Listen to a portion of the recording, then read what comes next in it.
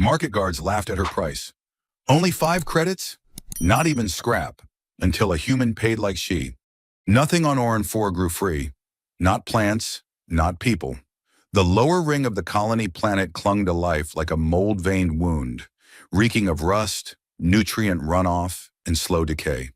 Here, the hydroponic markets pulsed beneath buzzing lamps and cracked solar ceilings, a green-lit sprawl of desperation and half-legal trade. Fungi stacked in wire baskets, tubers rolled across waterlogged planks. Overripe fruit dripped sticky juice beside smuggled spores packed in foil. Even the air felt alive, too damp, too thick, too full of recycled breath. But Stu Oles didn't mind the stench. Not anymore. He'd come looking for seeds, old ones, illegal ones, the kind that could still surprise you, not women, not bio-grown bodies left to rot in the alleys. As he moved past a cart selling fungus-fed poultry, a familiar hiss caught his ear. Vent pressure releasing wrong, like something had burst inside the wall. Instinct told him to ignore it. Orin the Fourth was always breaking somewhere. Then came the sound that made him pause. Laughter. Not the amused kind. Ugly. Rough. The kind used to push people down. He turned into a narrow corridor between 2 derelict grow stalls, where the pipe moss crept in thick layers up every wall. The scent changed. Acrid. Metallic. A trace of coolant leaking nearby. Just ahead, a half-ring of market guards loomed over something crumpled on a crate. Their boots were scuffed, their jackets unzipped despite the chill in the air. Private muscle, not government, not accountable. What they surrounded wasn't scrap. She was blue-skinned, folded in on herself, hair like long red strands of wet thread pooling over her arms. Her legs were drawn up, bare knees tucked tight, thin cloth clinging to her like old roots. She wasn't trying to run. She just held something, cupped between her hands like a secret. "Only 5 credits?" one of the guards scoffed. "Barely covers my boots." "She's useless," another said. "No yield, no function. You see her soil report? Negative resonance, no bonding response. Can't breed, can't root. Should have been pulped at inspection." "Maybe we do it here," the third sneered. "Compost her. Or better yet, let the rot eat her." She didn't flinch, didn't lift her head. But her fingers, pale blue with dirt pressed beneath the nails, tightened around the small plant she held. A sprout, sickly, purple-veined leaves curled at the edges, its roots clinging to what looked like reclaimed grit. Stu's stomach dropped. Rhiza tel perennia. They'd been banned 3 cycles ago, officially declared culturally destabilizing flora. Not just because of their resilience, but because of their memory. The plants had a rudimentary neural mesh. They responded to voice, to emotion, to presence. They had to be destroyed on contact. Stu knew. He'd been there. Not just as a witness, but as an enforcer. Ministry of Agricultural Purity, Ethics Division. Back when he still believed balance meant control. Back when he sterilized fields that hum back when you walk through them. Back when he watched roots wither under synthetic sunlight and told himself it was for the greater good. He took a step closer. "You lost," one of the guards barked, glancing over. "Pod lots the other way." Stu said nothing. His gaze stayed on the girl. She wasn't moving, just breathing shallowly, arms curved protectively around that dying plant. Her chest rose and fell in small, deliberate motions, like she was saving each breath for the thing in her hands, not defending herself, not begging, just there, still. He reached into the inner lining of his coat and pulled out a chip, flicked it toward the nearest guard. 5,000 credits, he said quietly. The guard caught it out of the air, eyebrows lifting. "What?" "I'm taking her." "You serious?" Another laughed. "She's defective. A bloom failure. Name's Mulch. Been sitting here for 3 days. Not even the composters want her." "She's mine," Stu repeated. The one holding the chip scanned it. The numbers glowed. He let out a low whistle. "You overpaid, man." Stu didn't answer. He stepped past them without asking permission. Knelt. Up close, the girl smelled like stagnant water and crushed moss. Wet, old, faintly sour. She had cuts along her forearms, the skin discolored with pressure bruises where nutrient lines must have been yanked out. Her hair, though damp and tangled, still caught the overhead light like copper thread in blue ink. He draped his coat gently over her shoulders. She flinched. He waited. Then slowly, she let him wrap the coat around her. Her grip never loosened on the plant. "Get her out of here," one of the guards muttered. "She hums to dirt. Gives the rest of us the creeps." Stu stood, adjusted his hold, and bent to lift her. She weighed less than expected. Fragile, but not frail. Her body was cold, even through the coat, but her hands were warm, soil warm, root warm. He carried her back through the winding corridors, boots echoing against metal and moss. Market noise returned, haggling, music, the occasional spark of a malfunctioning heat vent. No one stopped him. No one asked. Back at his pod, the door hissed open. He ducked inside and laid her on the fold-out cot. The recycled air was dry and warm, tinged with the scent of recent boiling herbs. He retrieved a blanket, a flask of filtered water, and one of the plant-based nutrient cakes he kept for long hauls. She made no move for any of it. "Do you understand me?" he asked softly. Her gaze drifted to him. Her eyes weren't quite human, too large, with a horizontal shimmer across the iris like a subtle bloom ring. But the intelligence was unmistakable. "Name?" he prompted. Her lips barely moved. The voice came cracked and small. "I was Seedbed 4. He exhaled through his nose. That wasn't a name. That was a designation. "Not anymore," he said. "That's what they called inventory. You're not that." She blinked. "I'll call you Rel," he said. "Short for reliquia, means a relic. Something precious. Something that made it through." She didn't respond, but her hands finally moved, just slightly. She adjusted the sprout in her arm so it could face the heat lamp near the cot. It leaned toward the light, and so did she. And for the first time since he found her, her fingers, still trembling, lifted slightly off the plant stem and hovered, just for a second, over his hand, then dropped again. But it was enough. Something had begun. The pod was quiet except for the low hum of the environmental systems. Filters pushing warm air through grates in the floor, soft pulses of recycled moisture venting faintly into the corners. The walls still smelled faintly of boiled roots from the broth Stu had prepared. A clean blanket hung over the cot, folded but untouched. Rel hadn't moved. She sat just as he'd left her, jacket around her shoulders, legs drawn close. The plant, Rhizatel perennia, rested near her hip under the soft glow of the grow lamp. It was angled perfectly toward the light, as if it had leaned there itself. But Stu had seen her adjust it, carefully, like adjusting a child's pillow. He hadn't said anything since he set the mug of broth on the low table. That had been 20 minutes ago, maybe more. She hadn't looked at it. Still, he didn't take it away. Instead, Stu crouched near the pod's wash basin, dipping a cloth into warm water, wringing it out slowly. He tried not to look at her, but he could feel the tension in the room, like static held in breath. A fragile thing, alive but shrinking inward, and yet still holding that plant like it mattered more than her own life. He set the cloth on the table next to the mug and finally spoke. "It's warm, nothing synthetic, just herbs, slow brewed from filtered stock." He paused. "Won't hurt you?" No answer. Just the gentle sound of her fingers shifting slightly in the blanket. "She hasn't eaten," he muttered to himself. "Of course she hasn't." His gaze drifted back to her arms. Blue skin, faded to lavender near the joints. Along her forearms, the faint lines of nutrient ports. Closed now, but still visible. Scar tissue layered over places where she'd once been hooked into soil beds. Grown, not born. Bio-nursery units weren't uncommon in frontier colonies. Rel, or whatever designation they'd given her, was probably a soil-integrated caretaker, bred to tend nutrient webs and stimulate root colonies. Some of them had entire regions humming.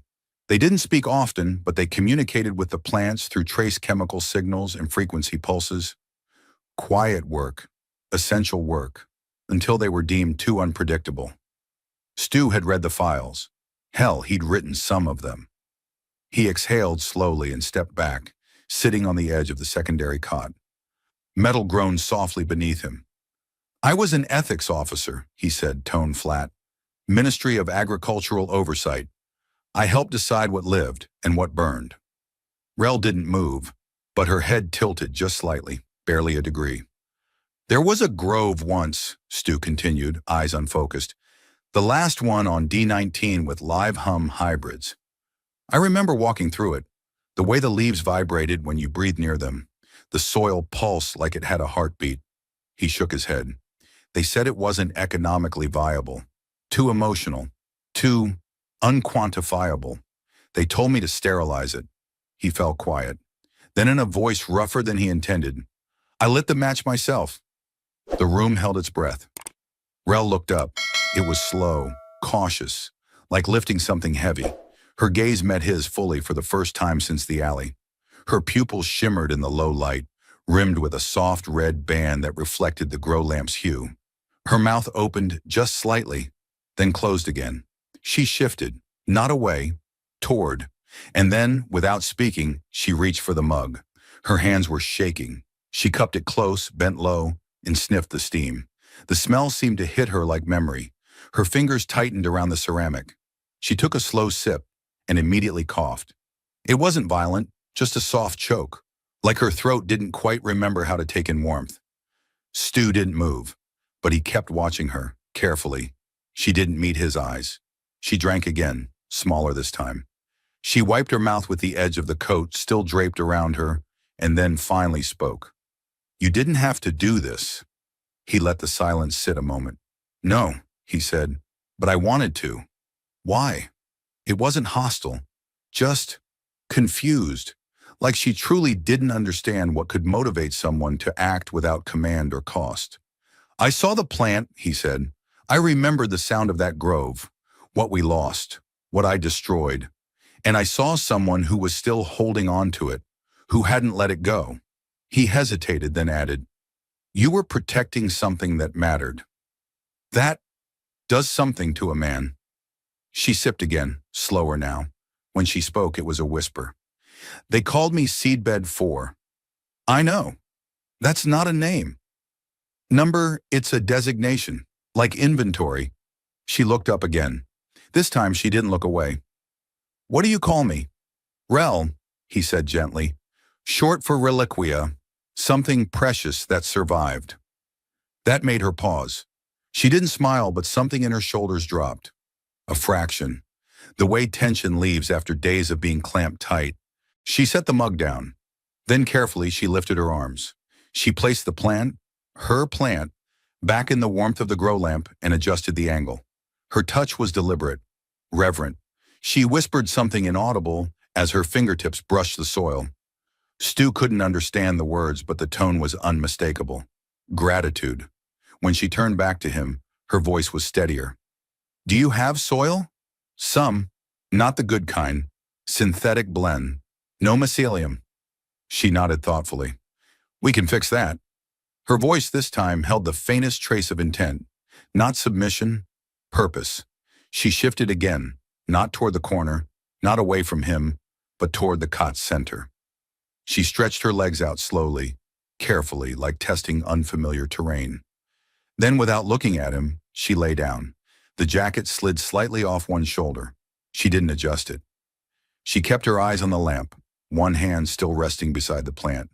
The other drifted toward the edge of the blanket, not clutching, not hiding, just resting, not flinching, not yet trust, but something close. And when her breathing slowed, eyes closing, her mouth moved soundlessly. One word maybe. Maybe not a word at all. A breath that held shape. Stu didn't speak. He didn't move. He just watched. And for the first time in longer than he could remember, he didn't feel like a man repairing damage. He felt like someone tending to something that might grow again.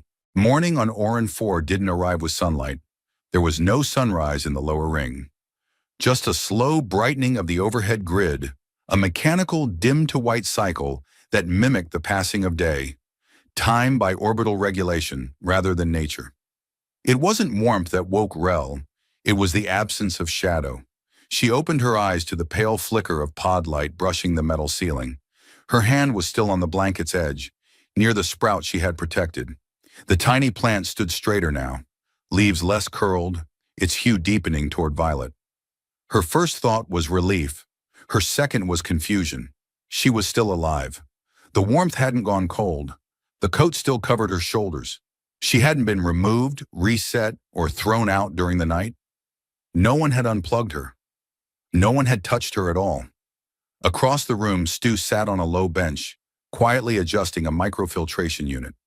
His sleeves were rolled to the elbow, exposing pale forearms marked with burn scars, some fresh, some faded. Not one of them was symmetrical.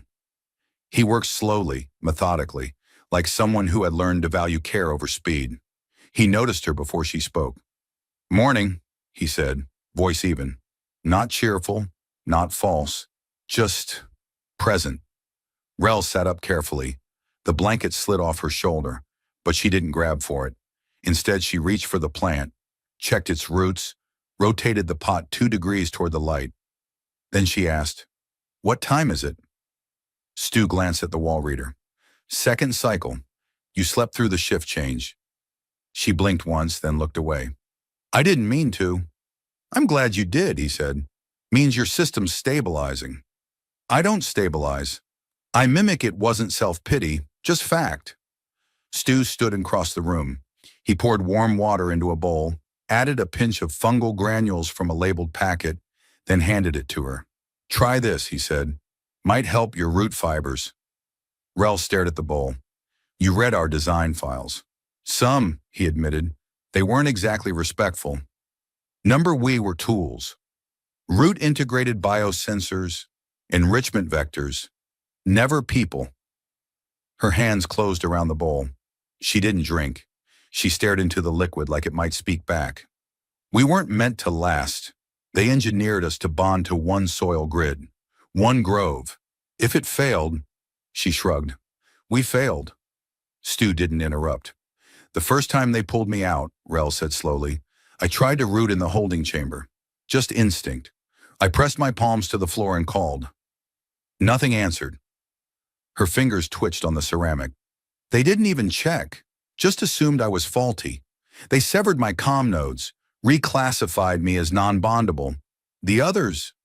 Her voice thinned. "I don't know what happened to them. They stopped calling."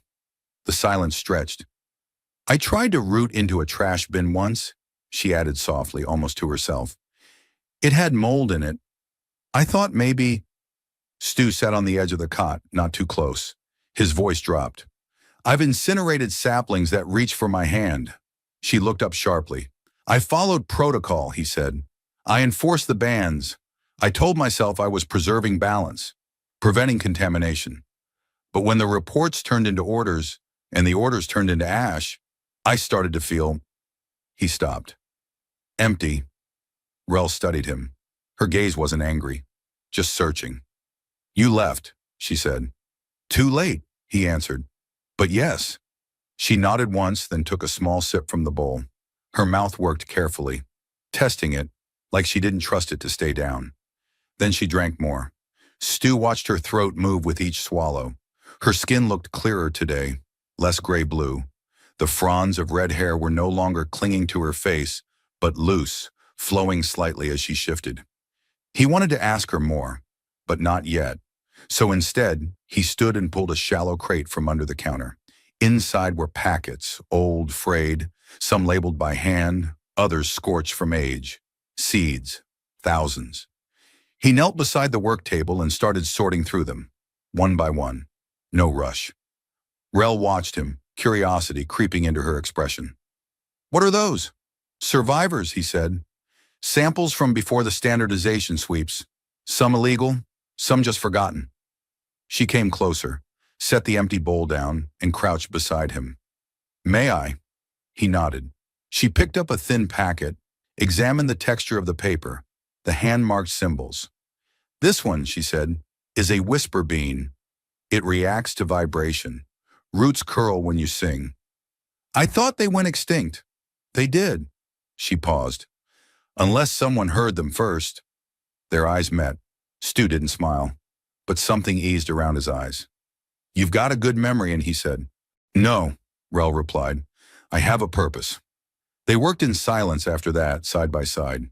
She handled the packets with reverence, arranging them not by type, but by temperature tolerance, nutrient preference, phototropic behavior.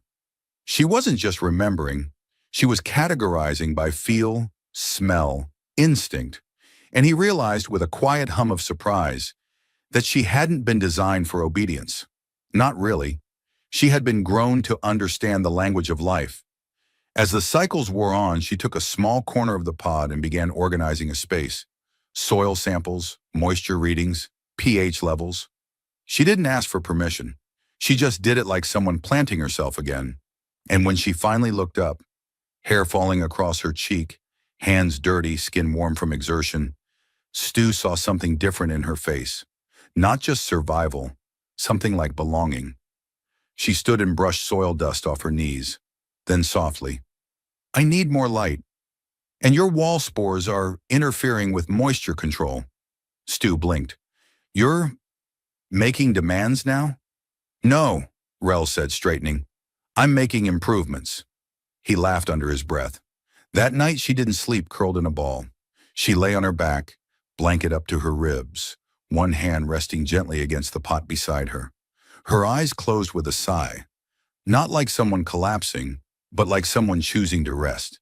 And just before the lights dimmed for the cycle's end, she spoke into the darkness, voice barely audible. "Thank you for not asking me what I used to be." Stu didn't respond. He didn't have to, because in that moment, she wasn't something broken trying to heal. She was something buried, beginning to grow. The grow lamps dimmed to evening mode, casting the pod in a warm, amber haze. Condensation beaded along the inside of the recycled water ducts. A thin trail of nutrient steam curled from the surface of the plant beds Rel had assembled. Small rectangles of reclaimed soil, some still sterile, others humming faintly now that she'd coaxed dormant microbes back to life. She stood barefoot beside the main tray, adjusting the mist ratio with her thumb pressed gently against the manual sensor. Her long red hair had been pulled back, a low coil of damp strands catching beads of water from the air. The blue of her skin, once muted and bruised, had begun to show tone again. Deeper now, like dusk after rain. Stu watched her from the galley, arms folded across his chest, a soft hum vibrating in his throat without realizing it. Something about the way she moved, silent, precise, almost reverent, reminded him of wind through a wheat field, careful without being delicate. She turned. "Your upper filtration membrane is breaking down." He arched an eyebrow. "You diagnosed that just by listening?" "I can feel it." She tapped the side of her neck. "Residual air pressure, the particulate rhythm's off." He almost smiled. "And here I thought you were just judging my wiring." "I am," she said, deadpan. Then a beat later, "It's very human." He chuckled, shook his head, and leaned against the wall. "We do like to fix things with what's available." She stepped away from the bed, padding silently to the storage bench, where she knelt and sorted through a tray of filtered loam. Her hands, now steadier, worked the soil with casual confidence.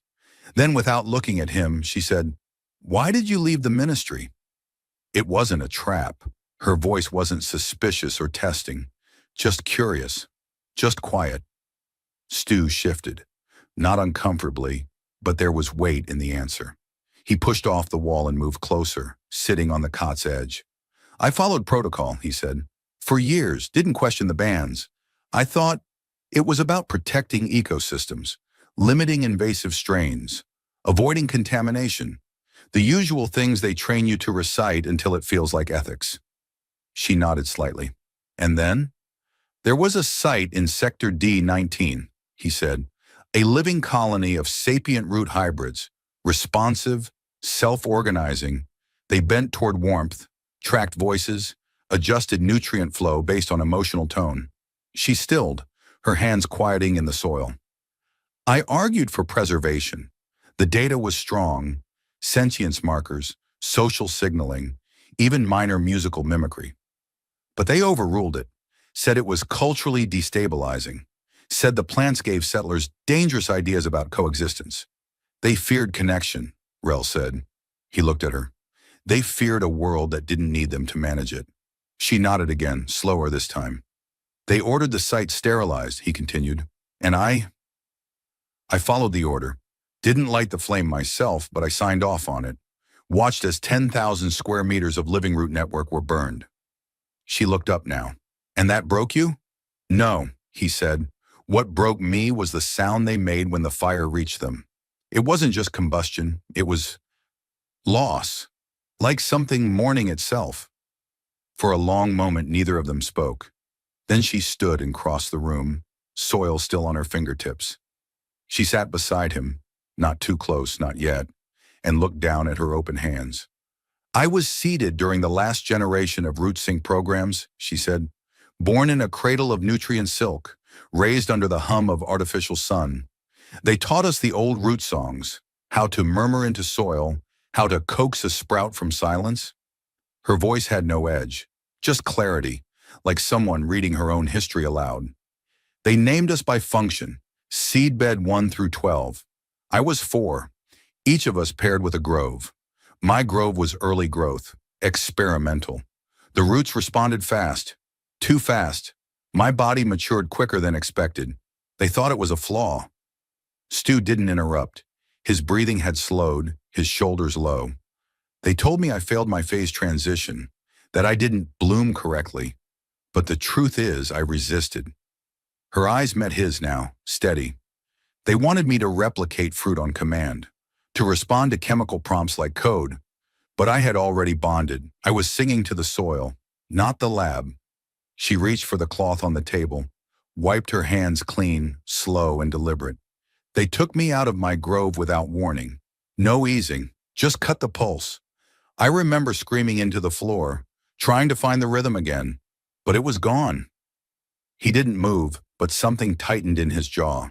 They called me unfit, disconnected, and eventually dangerous. I was sent for decommissioning, but the transport broke down before we reached the off-grid incineration field. One of the guards tried to sell me in the market. That's where I found you, he said quietly. That's where I stopped trying to grow. Silence fell again, but this time it wasn't heavy. It felt earned. You don't speak like they wrote you, he said after a moment. She tilted her head. How did they write us? Predictable, docile, organic interface with minimal variance. A tool. I was never a tool, she said softly. I was soil, and soil resists when it must. He looked at her now, really looked, and she met his gaze without flinching. It wasn't closeness yet, but it was alignment. Something raw and honest had surfaced between them, like roots breaking through stone, searching for each other in the dark. Rel leaned back slightly, still watching him. Then, without asking, she extended her arm and set her hand, palm up on the space between them, not touching, inviting. He looked at it for a moment, then placed his hand gently over hers. Her skin was cool, slightly textured. She didn't grip, just allowed the contact. And when she breathed, it was the kind of breath you take when you realize you're still alive after thinking you weren't meant to be. Later, when the lights dimmed again, they didn't sleep apart. They lay side by side, not entangled, not touching beyond their linked hands. But it was enough, because trust, real trust, doesn't bloom in the open. It takes root first, in the dark. It started with silence, not the kind that weighed heavy between strangers, but the kind that lived between people who had finally said everything that needed to be said and still stayed. The kind that pulsed like roots beneath the surface, unseen but alive. Rel stood barefoot on the polymer floor, her skin dewy with condensation from the nutrient misters. The plants she'd brought back to life, whisper beans, rhiza fern, even a germinating thalum bulb, leaned faintly toward her as if pulled by more than just light. Stu watched her from across the pod. He was fixing the ventilation panel she'd diagnosed 2 days earlier. When she told him it was broken, he hadn't doubted her. And now, with filters half disassembled and his hands smudged with biosuit, he finally understood how badly the system had been failing. Still, it was only a distraction. What occupied his mind was the shape of her presence, the way she moved with quiet confidence, how her voice had grown steadier, how she no longer flinched when he passed near, and how, every night since that first shared silence, she lay just a little closer. Not touching, but near enough that he could feel her breath in the dark. They hadn't spoken of it.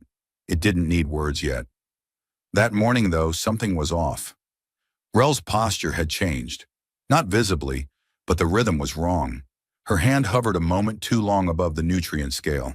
Her left foot shifted without cause, then stilled as if caught. Stu didn't say anything until she dropped the seed tray.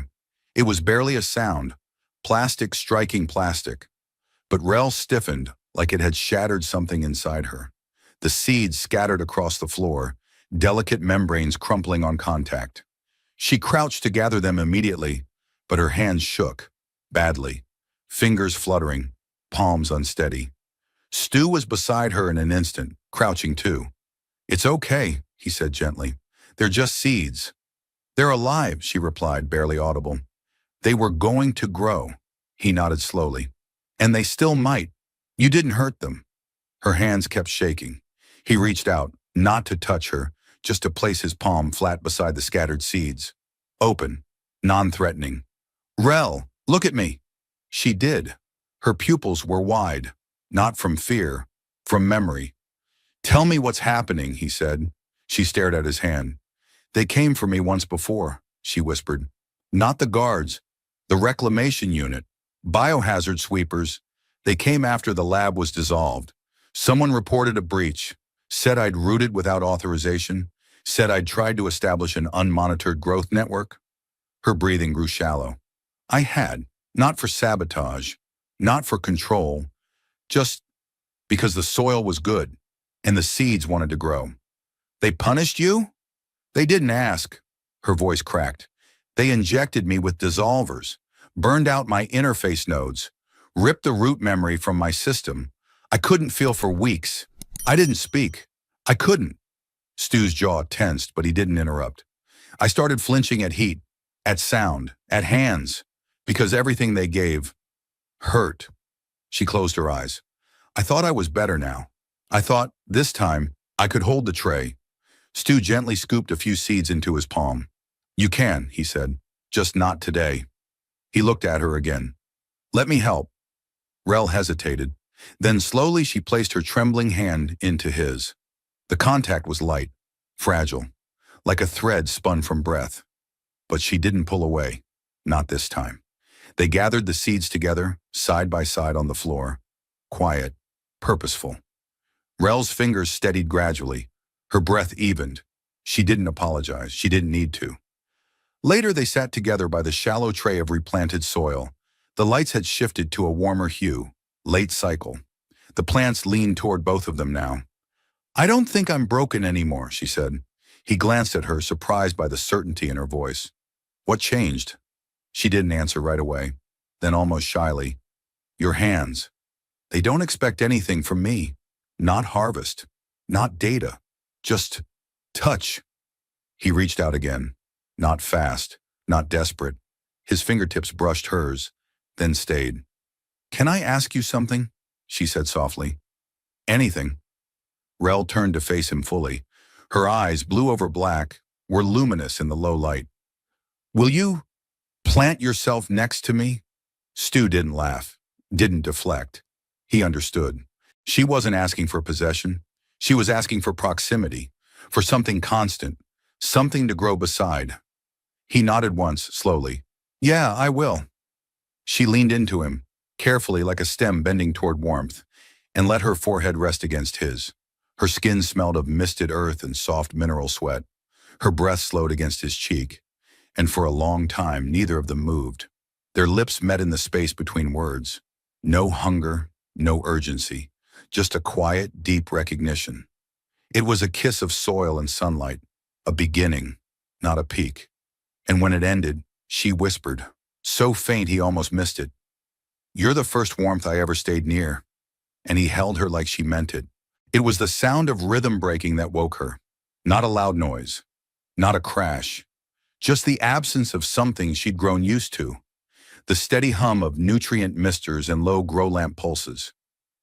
Rel sat up instantly, her body attuned to changes in pattern, the way roots respond to drought. Her bare feet hit the cool floor without hesitation. Stu wasn't beside her. The cot still held the warmth of his body, but the blankets were disturbed, hastily pushed aside. The lights were still on low cycle, but one panel in the corner had been peeled open, revealing the backup power core. He only accessed that when something was wrong. Rel turned her head, listening. It wasn't just the silence. It was what came next. Three coded chirps from the external console. Then a pause. Perimeter breach. Her hands flexed by her sides. Not fear, not yet. Just calculation. By the time she stepped into the main chamber, Stu was already at the hatch, holding a thermal scanner in one hand, the emergency burner in the other. His coat was zipped up, hood drawn. His mouth was a tight line. "They're here," he said without turning. She moved to the opposite wall, retrieving her own worn jacket. "How?" He shook his head. Some trace hit the biocompliance logs. Could have been the root print from the whisper bean, or a flagged fungal sequence. Doesn't matter. A drone scan hit 3 blocks over an hour ago. It's moving fast. Do they know I'm here? They know someone's growing something that shouldn't exist. That's enough. Rel nodded once. "We run." "No," Stu said, finally turning. "You run. I slow them down." Her jaw clenched. "We're not splitting. We don't have a choice. You've seen their drones. They'll lock this zone down in minutes. I'm not leaving you." "You will," he said, "because I'm not the thing they're afraid of. You are. You're living proof that their destruction failed." She moved toward him, slow and deliberate. "Then we stay and fight, together. We won't win a fight. Then we survive it." There was a beat of silence. Then she added quieter, "I'm not leaving behind the first place I've ever rooted." He looked at her, something breaking open in his eyes. But before he could answer, a new sound cut through the air, low and synthetic, like a whisper beneath metal. A drone ping. Active scan. They were closer than he'd thought. He grabbed her wrist, not to pull her away, but to steady himself. "There's a tunnel. Emergency shaft. I sealed it 2 weeks ago." Rel nodded. "The access under the seedbed?" "Yeah." She was already moving, lifting the tray of fresh soil from the corner. Beneath it, a square hatch sealed with organic mesh and a thermal lock. He punched in the code. "You have 10 seconds once I breach the seal. It'll auto-close after that. It'll take them at least 5 minutes to force it." She crouched beside the opening, glanced down the long, narrow shaft. It led to the hydro grid below the district, abandoned channels used long ago for microbe testing. She could disappear there. For now. "You're coming after me." His eyes flicked to hers. "As soon as I make sure they leave." "And if they don't?" He smiled. Not a bright smile, but a real one. "Then I make sure they regret finding me." Before she could reply, a flash of movement lit up the front panel. Motion. "They're at the door," he said. "Rel, go." She reached for him. He caught her hand and pulled her into a kiss. Urgent, not rushed. Fierce and warm. The kind you give before you lose something. Then she was gone. He sealed the hatch and turned. The pod's front wall detonated inward in a ripple of controlled force. Not fire, pressure, suppression tech. 2 figures stepped through the smoke. One carried a scanner. The other had a charged arc pulse rifle slung across their shoulder. "Subject located," one said. "Human. No biosignature match." The other scanned. "Unregistered flora detected. Illegal biointerfacing equipment. Soil traces consistent with flagged species." Stu didn't speak. He raised his hands slowly, deliberately. "Former ethics officer Stu Oles," the lead officer recited. "Clearance revoked. Last known assignment, Sector D-19 sterilization project. Status, disavowed." "You're a long way from headquarters," Stu said. "We came for the specimen." "Too late." The agent stepped forward. "Where is she?" "Gone." The rifle clicked. Stu didn't flinch. "You burned her world once," he said. "And you came back to do it again. But she got out. That's all that matters." The officers moved past him, scanning every panel, every lamp. They incinerated the seed trays, fried the grobes, smashed the nutrient lines. The place burned with sterile light, every corner gutted. But they never found the hatch, and they never found the seed he'd hidden in the cuff of his sleeve. After they left, Stu stood alone in the smoking shell of what had once been their shelter. The air was sour with melted insulation and scorched chlorophyll, but his fingers, curled tight around the tiny container, tucked against his ribs, held life. He didn't wait. He vanished into the tunnels. Below Orin 4, where heat still leaked from old fusion veins, and the soil hadn't yet forgotten how to breathe, Rel waited. She sat among the ferns she'd coaxed from nothing. Moisture clung to the air like memory. The dome she'd built was small but clean, alive, hidden beneath rock and iron and secrecy. And when she saw his silhouette appear in the mist, his stride exhausted, shoulders burned, face streaked with soot, she didn't run to him. She walked, slow, steady, grounded. He collapsed to his knees in front of her, opened his hand. Inside it, the seed pulsed, tiny, green and whole. Rel sank beside him and covered his hand with both of hers. No words, just breathe, just warmth, just soil beneath them and something that still wanted to grow. The first real sunrise of Orin 4, filtered and fractured through mineral-heavy clouds, never reached the tunnels. But it touched the dome, high in the southern fissures, sealed beneath layers of volcanic rock and buried biomesh. The dome Rel and Stu had built from salvaged tech and repurposed warmth caught the day's first shimmer through its curved canopy. Light fell in streaks across the planter beds and rehydrated moss, casting a golden hue over the soil they'd spent months repairing by hand. Rel was already awake. She moved barefoot across the damp floor, mist from the active vents curling around her ankles. Her red hair, now streaked with silver from nutrient exposure and age-washed minerals, flowed loosely down her back.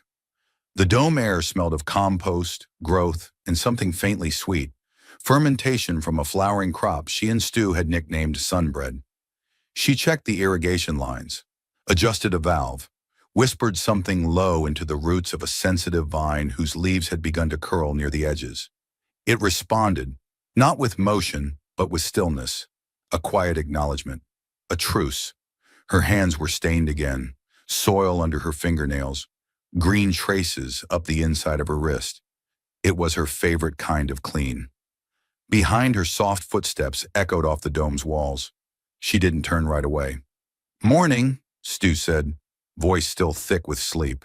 She straightened and faced him. "You left the blanket off your shoulder." He smiled. "You were gone. I followed the warmth." He crossed to her slowly, stepping through rows of low-growing stalks and shallow-rooted grain. His right arm still bore the scar from the escape, a pale, jagged ridge where the sterilizer's radiation had kissed his skin. It didn't bother him.